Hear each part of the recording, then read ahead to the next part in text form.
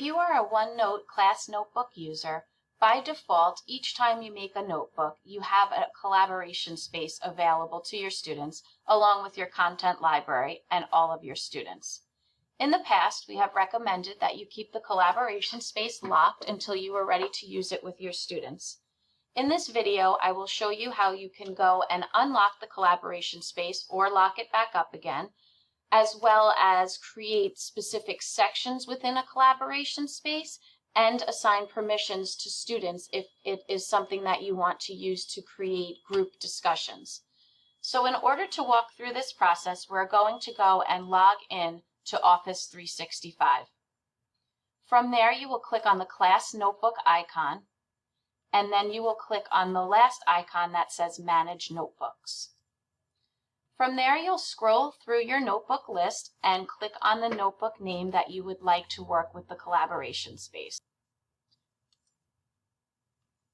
You will then be opening up a page that says that you can manage this specific notebook, and you will notice the collaboration space has a toggle button for you to lock or unlock.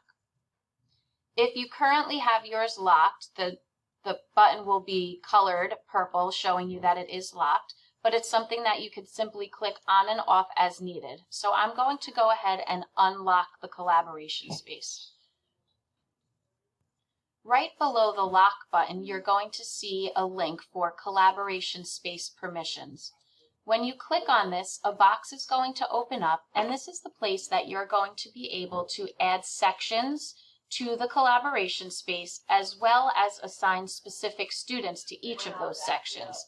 So for instance, if you wanted to have a group of students, we can name it the section Group 1, and then we can assign whichever students in your class that you would like to be able to work in that section.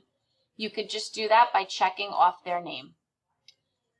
In the bottom of that box, you're going to see the option to give read-only access to all students in the class, even if they're not in that group or that section.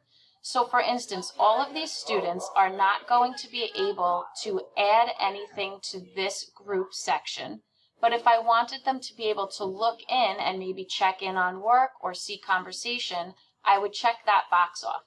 So while these students cannot add to that specific section, they can see what's happening. When I go and hit create, it will end up creating a new Group 1 section in my collaboration space.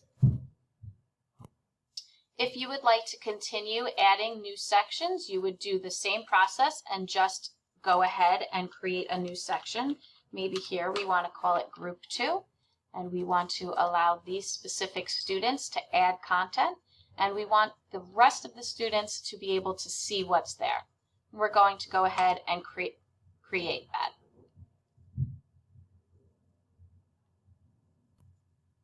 Once I have added all of the sections that I want, I would go ahead and click the Close button, and then this would take a minute to sync up to your notebook. When I go back to my OneNote notebook, in the collaboration space, once this syncs up, you'll see now those sections that I created, a section called Group 1 and a section called Group 2. Remember, only the students that you gave permissions to be in either Group 1 or Group 2 will be able to add to those pages, but I had it so that all of the students would be able to see what's happening. From here, you can go and add as many pages as you would like, and this is a place where you can have discussions happening.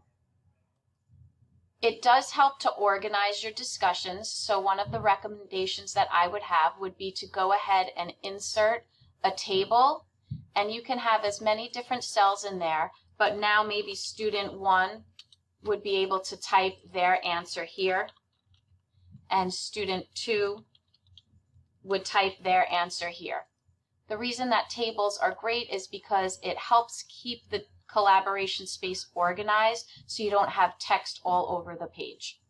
As always, if you have any questions about this, please let one of us know and we'll be happy to help.